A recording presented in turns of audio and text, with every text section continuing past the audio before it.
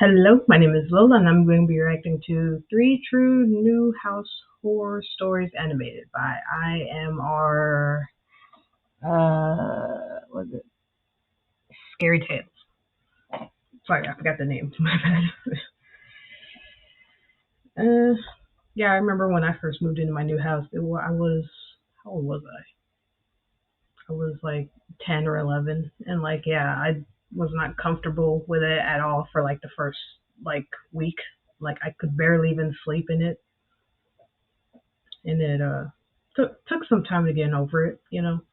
Took maybe like 2 months. Because sometimes I would hear like some weird noises, like creaks and cracks and all that. But I learned to get over it. Anyway, oh yeah, and if want to like, comment, subscribe to my channel, you can. If you don't want to, that's fine too. I just do for fun. Here we go. I bought a new house. New to us, at least.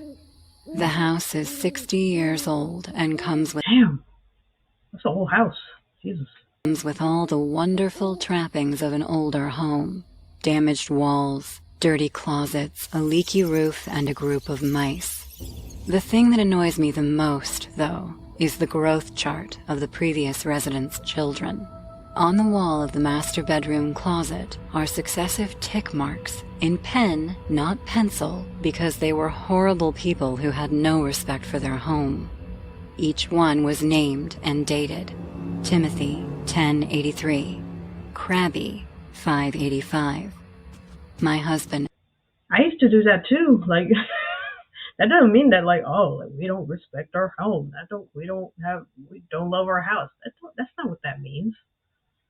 I mean, if they were kids, I mean, how were they supposed to know? So trying to say like, oh, they didn't have it, man, that's not what they meant, dude. Entered and asked. Still staring at that, huh? Kind of. He came close to examine the wall. Huh. I thought the previous owner only had 2 kids. Yeah, she did. So? Well, why are there 3 names? What do you mean? David walked over and pointed to a tick mark. It was one of the shortest ones, only a few feet off the ground, marked not with Timothy or Krabby, but the name Noah. I scanned the rest of the marks, but there was no other mark for Noah, just the one. Huh, that's weird.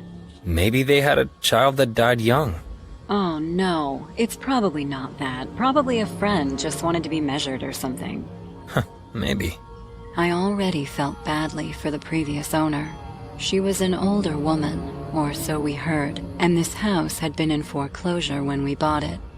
Had she lost a child, in addition to a home? Over the coming days, the tick marks weighed on my mind, not only because of the tragedy.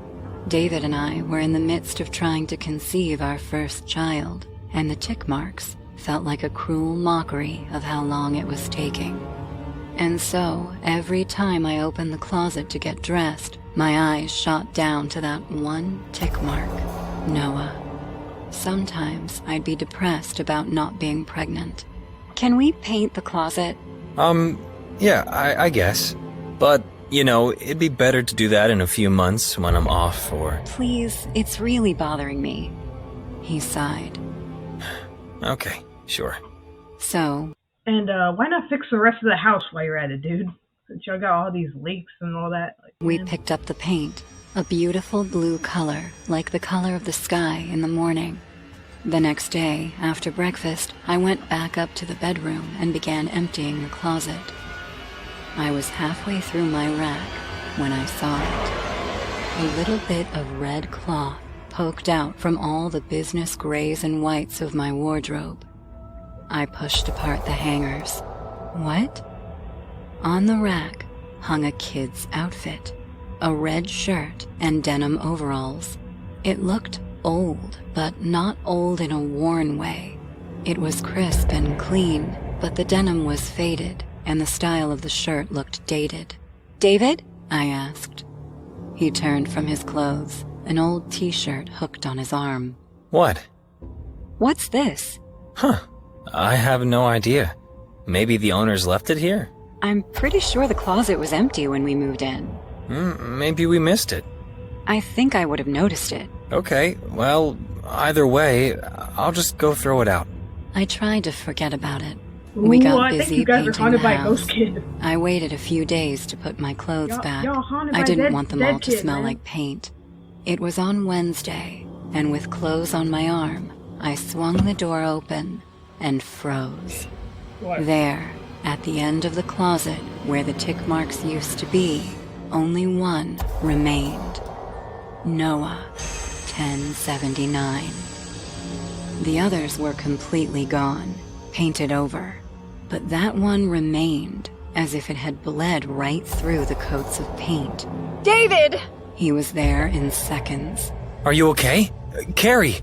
The mark, it's still there. I guess I missed a spot. I'm sorry, I'll touch it up right now. We were in deep sleep that night when I woke up hearing a creaking noise. I glanced at my phone and saw it was 3:33 a.m. And then I noticed the closet. The doors were open, just a few inches, but it was open and I could see the slice of pitch black among the shadows across the bedroom. Didn't we close it? I started to sweat in fear. Something about it didn't feel right at all. I slowly got out of bed, walked across the room, and the wooden floor creaked a little. I turned on the lights and yanked the doors open. My heart dropped. All over the walls, the name Noah was scrawled across the fresh paint in frenzied strokes of the pen. Noah, Noah, Noah, stretching up to the ceiling and down to the floor. I leapt back from the closet and began to scream. We need to call the police. Someone's been in here. Just calm down. Calm down? Someone broke in and wrote all over our fucking wall. David squeezed my hand. I'm gonna go get you a cup of water, okay? What? Do you think I'm making it up? Dude, your wife just said somebody was in your house, dude. Like, man, you need to, call 911, man. Go Jesus. look in there for yourself. He didn't reply. He just got up from bed and started for the stairs. And then it happened. In the corner of my eye, I saw the clothing move. The row of dark blazers on the right, just a soft rustle a few feet off the ground, like a child was moving through them. I grabbed the closet door, slammed it shut, and retreated to the bed, shaking, terrified. David! I finally screamed. Footsteps on the stairs. He burst back in, holding a cup of water, the liquid sloshing in the glass. What? What happened? There's someone. I saw the clothes move. Oh God, I swear I saw a child in there. Okay. David walked toward the closet, clearly not believing me. I gripped the covers, too scared to move. He swung the door open, half closing it behind him. Holy shit. David's voice Yeah, was slightly she told you. muffled. You're right. There's writing everywhere. Get out of there. I swear to you, I saw someone in there. There's no one in here. I'm searching through all the clothes. It's... His voice abruptly cut off. David? Silence. David! I pulled myself out of bed. My heart pounding in my chest, I started for the closet. The golden light spilled out of the opening onto the carpeted floor. I stood in front of it, just a few feet from the opening. David? I whispered. Not silence this time. A soft giggle. A child's giggle. I pulled the door open. David stood in the middle of the room, absolutely still. His face was frozen in a horrible expression of fear. And down on the floor, oh God, the sight of it brought bile into my throat. Not a ghost child, not a dead body, a woman. She sat on the floor, nestled among our clothes, ragged gray hair tangled around her face, a wild look in her eyes, a pen in her hand. She opened her mouth, but instead of words, instead of speaking to us, she let out a high-pitched giggle, trying to sound like a child. Then she snapped around to us and stared at us with wild blue eyes.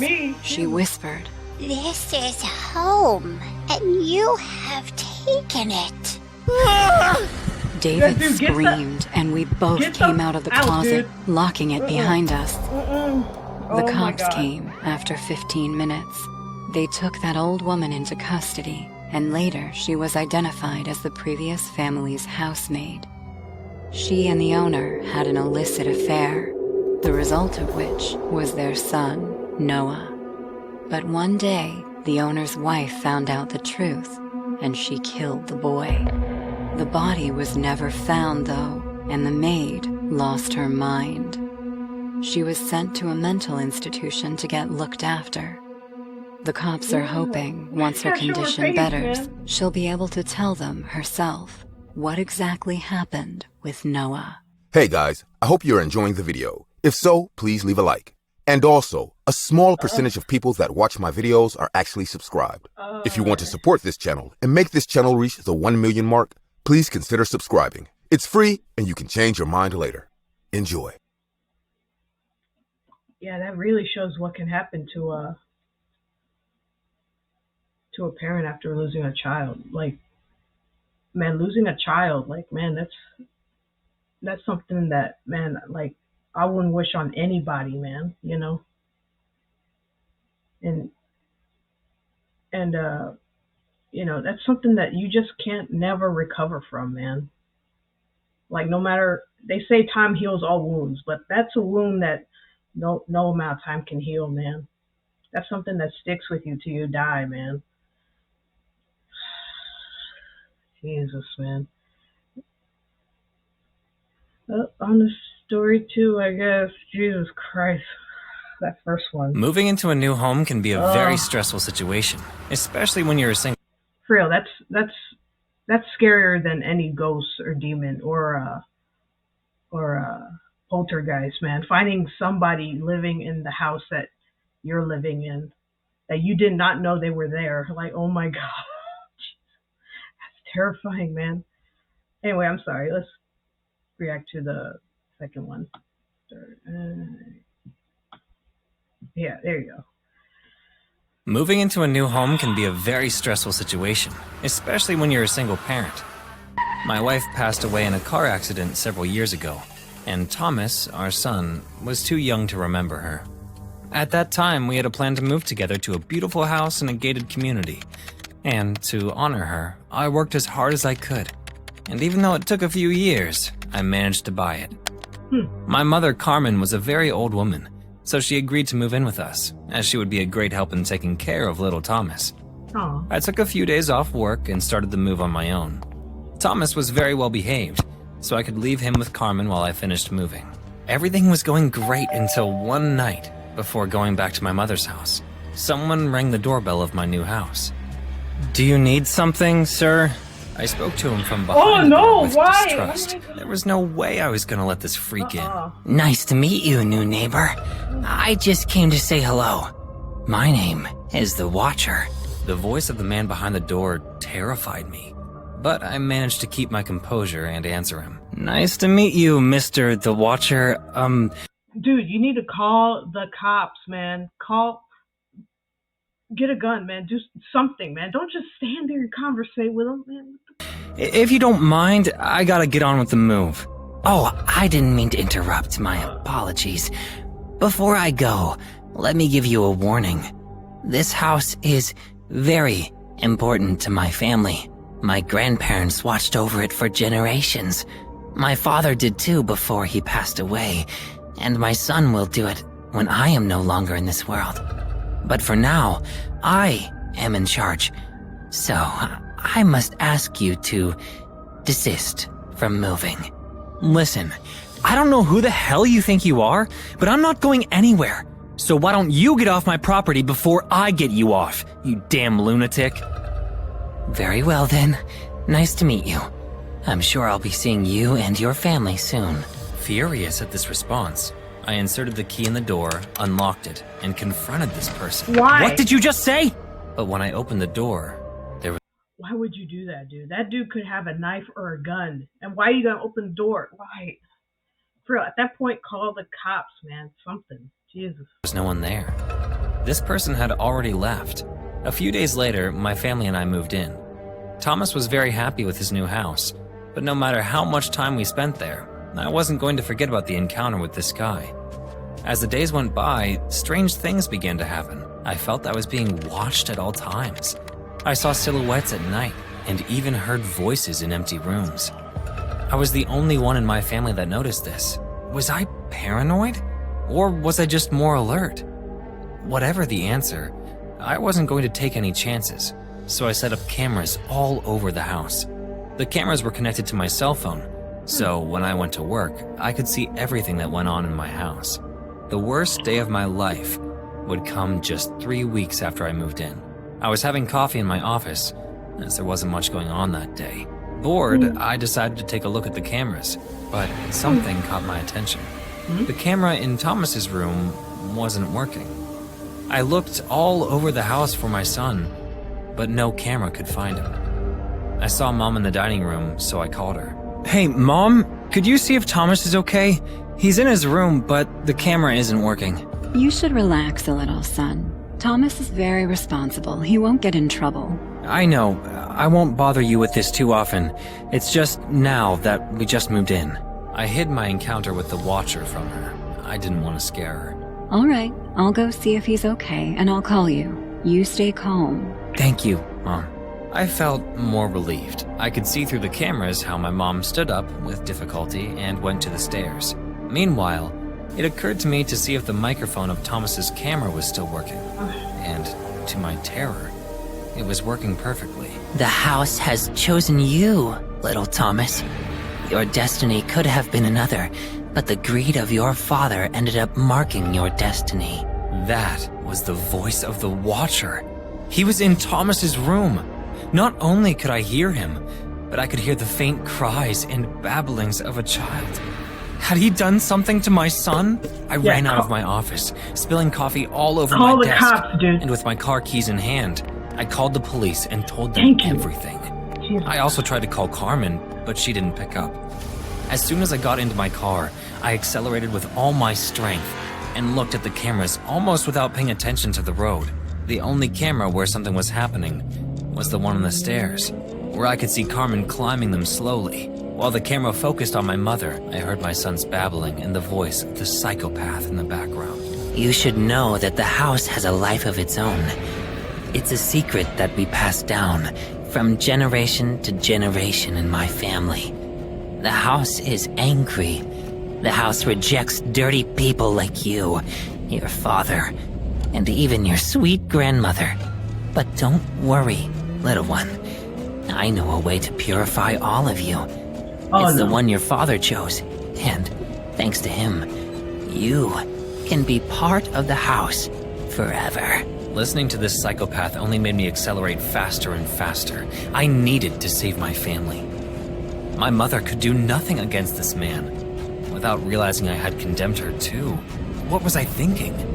I couldn't stop looking at the camera, praying for a miracle to happen, for my mother to escape, or better yet, to somehow save my son first. Not only did a miracle not happen, but another tragedy did. As I was looking at the camera, I heard a loud braking noise outside the car, and when I looked up, my car was colliding with another car. It all happened in an instant, but I immediately realized that it was my fault. The last thing I saw was the glass of my windows shattering from the impact, and a second later, I saw nothing. I woke up in pain in the hospital while a nurse was changing my pillow. When she saw me, she called the police, and within seconds I was accompanied by 2 officers, a woman and a man. What happened? How long was I here? Calm down, sir. You were unconscious for 3 days. You were involved in a car accident. You were driving very fast. It's a miracle there were no fatalities. Thomas, what happened to my family? I was on my way home. There was a man in my house. I know this isn't easy to hear, but neither of them survived. They were both victims of a murderer we caught later that day. After this, the woman continued to give me the details, but I could no longer hear anything. When I returned home, there was no trace of anything, neither of the criminal nor of my family. I started to cry, remembering how every time I entered the house, the screams of my son, who, according to the police, died of asphyxiation, although he had multiple knife wounds. Those memories flooded the house. I had lost my cell phone, but I still checked the cameras in my house, and even though I couldn't see my son, I could see how the watcher came out of his room, grabbed Carmen's hair, and threw her down the stairs. Her death wasn't quick, as she had some time to drown in her own blood. At the end of the video, the man stood there waiting for me at the top of the stairs, but when he saw the police enter my place, he surrendered without resisting. As soon as I finished watching the video, I looked out the window. There he was. The watcher was staring at the house from the sidewalk. I quickly noticed that it was not the same person, despite wearing the same mask. He was much shorter and thinner. What the psychopath told me was true. When he was gone, his son would replace him. I couldn't take it anymore, so I went to the house where my mother used to live. I thought about taking my own life several times, but I decided I still had a lot of fight left in me. I bought a lot of gasoline, and with some matches, I went to the house where everything had happened. No one else was going to set foot in that damn place. Oh god, what the?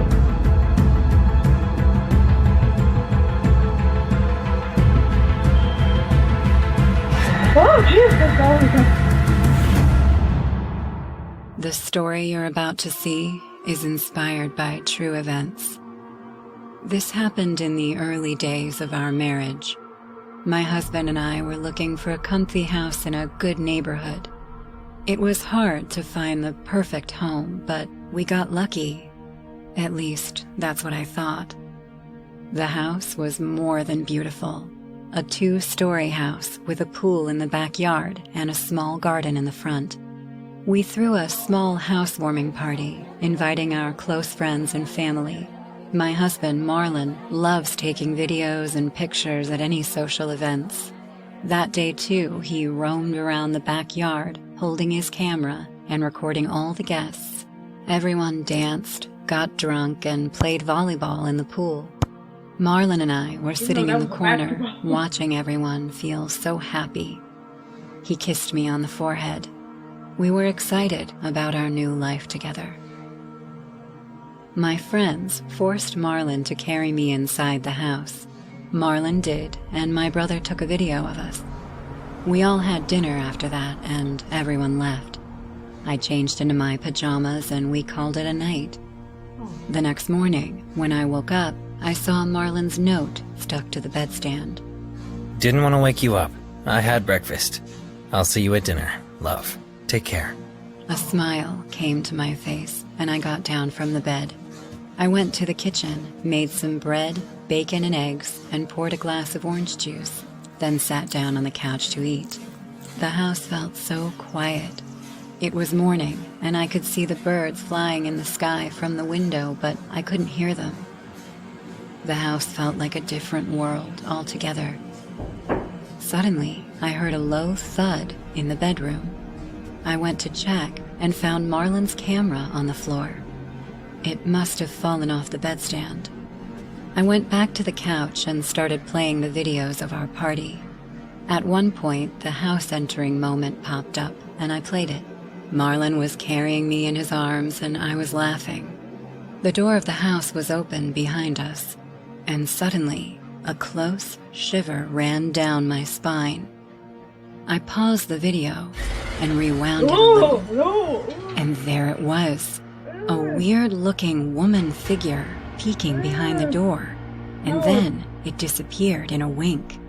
It looked very creepy because her hairs were like sharp needles, and her eyes were glowing in the dark. Suddenly, the window opened on its own, and a gust of wind blew into the house. I ran to close the window and saw big, dark clouds in the sky. Soon, a thunderstorm, followed by wild rain, began. The atmosphere got even creepier. I told myself it might be some friend pulling a prank on us. I finished my breakfast and decided to organize the house. The entire afternoon went by working. I went to take a bath before starting dinner. The storm was over by then, but it was still raining. As I turned on the bathroom tap, instead of water, a slimy, rancid liquid came out. Oh my god. I quickly closed the tap. Whatever came out was lying on the bathroom floor. I could spot a cluster of black hair in that dump. Feeling awful, I came out of the bathroom and called the plumber. By the time he fixed the tap, Marlon was already home. Hey, what's going on? Don't even ask. He hugged me, and I told him everything. Well, you've found the solution, so the problem's gonna be solved. How about we order from the new Chinese place around the block? You are a sweetheart. We smiled and kissed. The plumber left, and things got back to normal. After dinner, I went to take my bath. Clear water came out of the tap and filled the bathtub. I felt relaxed lying in it. As I picked up my glass of wine to take a sip, something fell from the ceiling into my glass. It was a furry, ugly thing, and it was a mouse. Ah! I screamed and jumped out of the bathtub, spilling the glass into the tub. The mouse was dead, and it had no head. The headless body of the mouse floated on the tub, and Marlon rushed into the bathroom, hearing my scream. What? What happened? Where did that come from? Oh, God! What is that? A headless mouse? There's something wrong with this house. Come on, Shelly. Calm down. It's just a mouse that somehow chopped off its head. Stop joking. I'm serious. We're There's so something dumb, in our dude. video, too.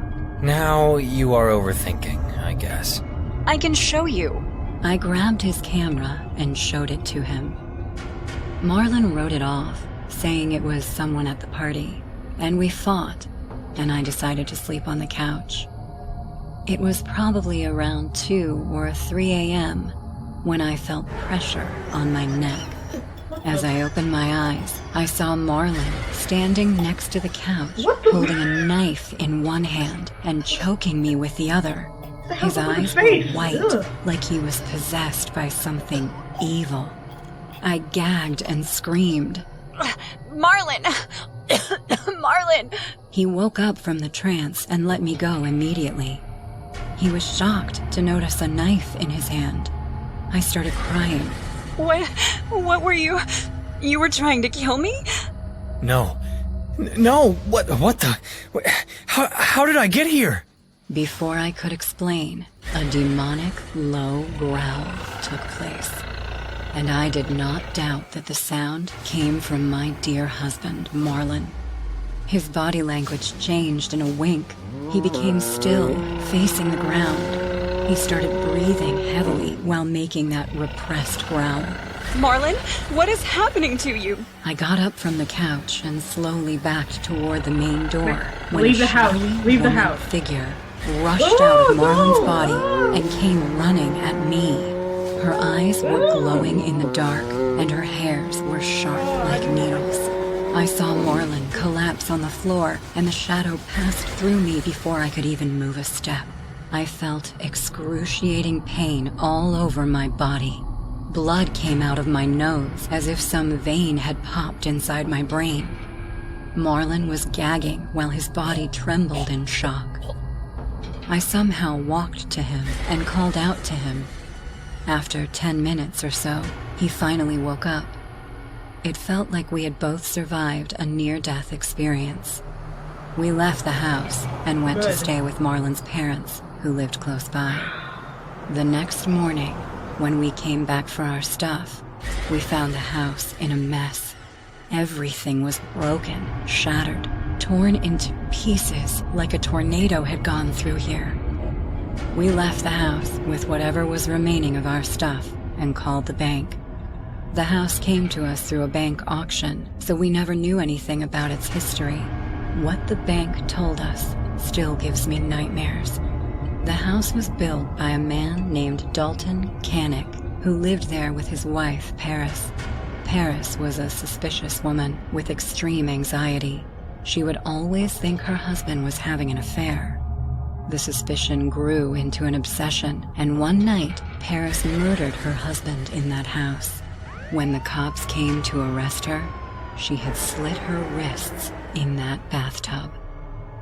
Marlon wanted to sue the bank for false information, but I stopped him. The bank got us a new house, bigger than that one, at the same price as the concession. We are quite happy here, but whenever I think about that night and that shadowy figure, I get panic attacks. The fact that the evil entity of Paris won't allow any married couple to live in that house happily scares me to sleep. I hope no one ever buys that house. Ugh, what the freak, dude? Oh, Jesus Christ. Oh. At least two of these stories had a happy ending. That second one, Jesus. Like, dude was just he was just moving his family to a new house, and then, man, it's like, man, he should have left, man. When that watcher showed up first time, man, he should have left. Just grab his son and mother and leave. Like, man. Yeah, at least those other two stories, at least they got away, you know. Jesus. Oof. Anyway, that's my reaction to 3 true new house horror stories animated by IMR Scary Tales. See ya in the next one. Bye.